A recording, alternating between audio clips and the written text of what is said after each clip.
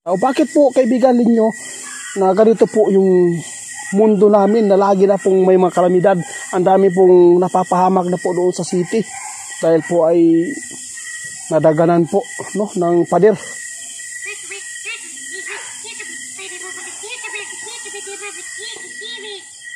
Ay naku guys, ang sabi po ni kaibigan ninyo kung bakit po daw ay lagi pong minuto, oras na nauuga no, yung lupa, nayayanig. Ipapaliwanag lang natin kaibigan kasi ang dami po nagtsatsakin kung bakit po daw ay lagi pong ganito yung panahon namin. Ano pong maisabi po ninyo?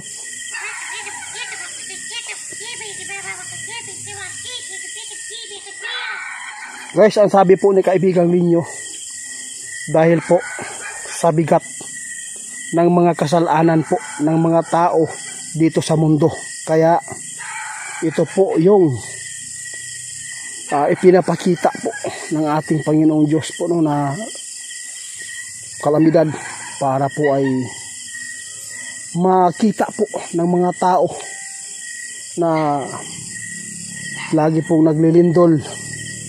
Kahit ano na lang pong mga ipinapakita ng Diyos ay lalo pong bumibigat po ang kasalanan po ng mga tao. Kaya ang sabi po ni kaibigan ninyo noon, mag-ingat, magdasal. Meron po ba kayong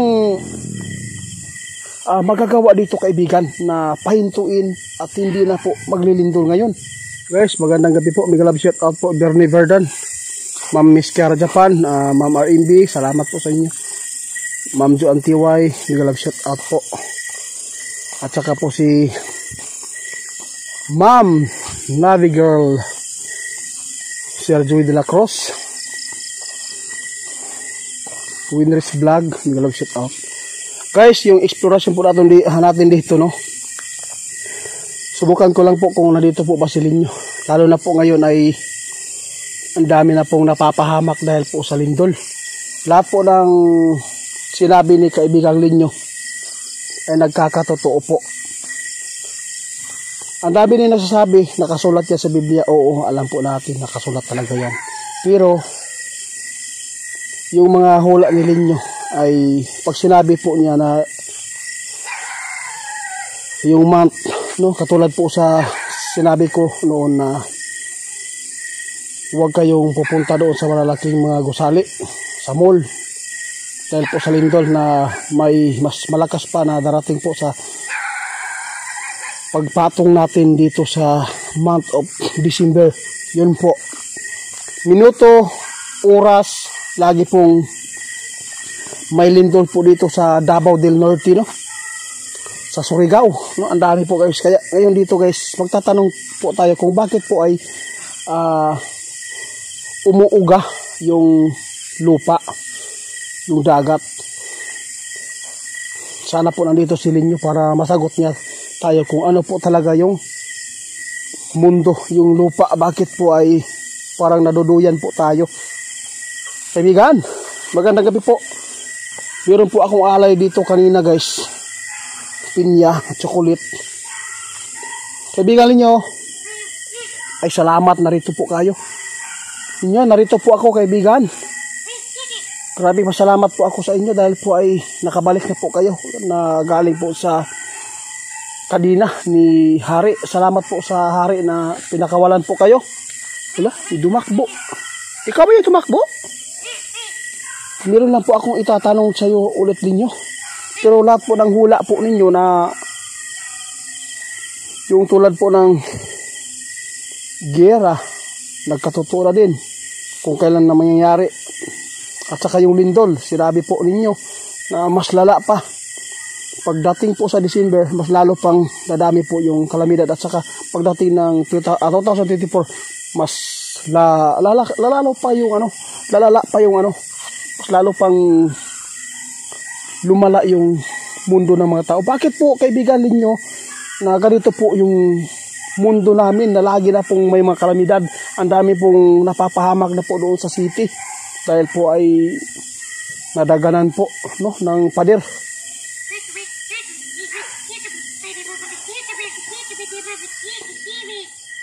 Ay naku guys, ang sabi po ni kaibigan ninyo kung bakit po daw ay lagi pong minuto, oras na nauuga, no, yung lupa, nayayanig. Ipapaliwanag lang natin kaibigan kasi ang dami po nagchat sa akin kung bakit po daw ay lagi pong ganito yung panahon namin. Ano pong maisabi po ninyo?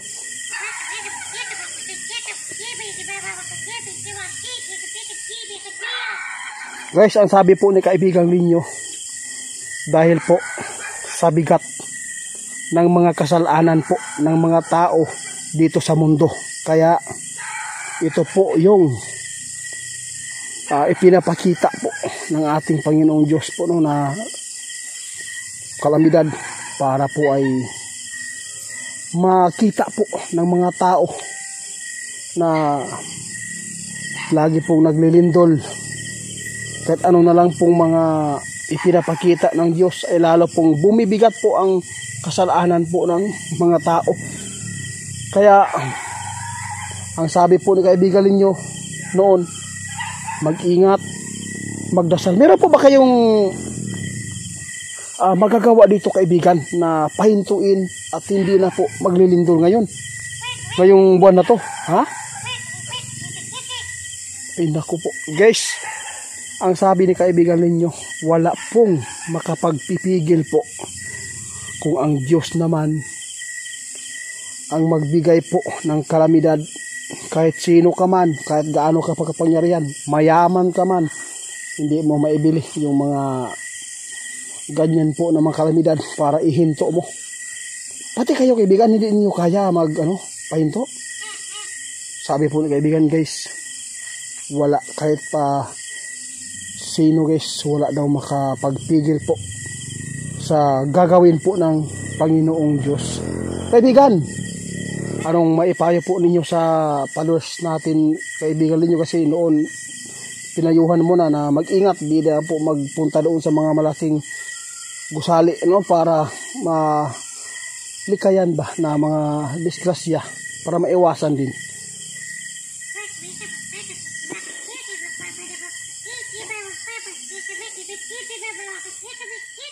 Ang sabi ni kaibigan ninyo guys, dapat po daw tayo masaya dahil po sa ganitong pangyayari. Bakit po ninyo? Bakit po nyo nasabi yan? Bakit po magsaya nun, mas sumaya kami? Bakit po ganyan po yung pinapaabot ninyo?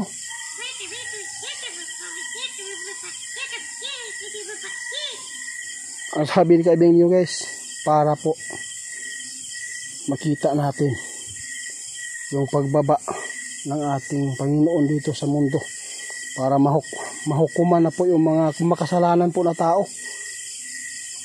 Salamat ninyo. Ano pa ang pwede pong maipaabot ninyo sa mga natatakot na mga tao ngayon dahil po sa kalamidad, dahil po sa lindol?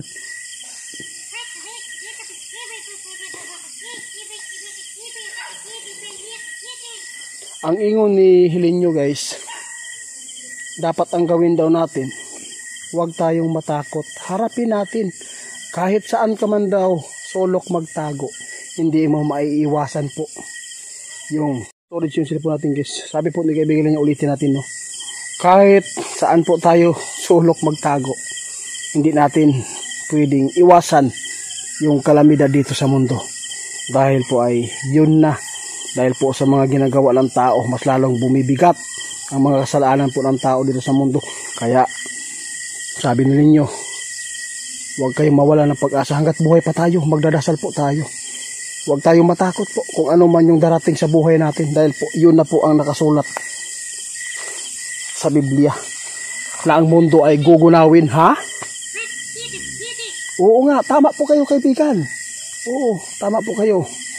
Dapat po daw guys, magdasal tayo para kung ano mangyari ay manirahan po tayo doon sa paraiso daw, sabi ni kaibigan. Kaya ngayon guys, sana po meron po makapanood nito, yung video na to, hindi lang po sa followers ko ito, kundi sa lahat po na makapanood po sa sinasabi ni kaibigan. Lahat po ng mga sinabi ni kaibigan Diwindi ay nagkakatotoo. Yun po yung sinabi ko noon. Sobra po, no? Nagpapasalamat po tayo dahil po si kaibigan Linyo ay hindi po nagkulang. O, hindi po nagkulang kasi mayroon po mga tao na hindi po naniniwala sa sinasabi ng ating kaibigan, pero wala naman pong sapilitan po dito. At least po na maiparating ko yung tama. Kaibigan, maraming salamat sa iyo dahil po sa walang sawa mong pagsama sa akin at pagsuporta sa mga followers na ipaabot po yung mga nasa kalooban ninyo na ikakabuti po sa dito sa mundo. Wala tayong magawa guys kung ito na po ang ibibigay po ng Diyos sa atin dito sa mundo, no? Basta importante magdasal po daw tayo. Ang sabi po ni kaibigan Linyo, dasal po tayo sa Diyos para meron tayong sandata pag dating po niya dito sa mundo. Kaya ngayon, maraming salamat guys. Ingat po kayo guys sa lahat ng mga followers ko dyan, na huwag po kayong matakot po kung ano man yung mga trahedya. O, harapin natin. Harapin. Basta wala tayong ginagawang masama. Kaya kaibigan, ingat ka at ingat din yung mga followers natin at ingat din po kami. Salamat sa iyong pagsuporta sa amin ha. O, bye bye po. Bye bye.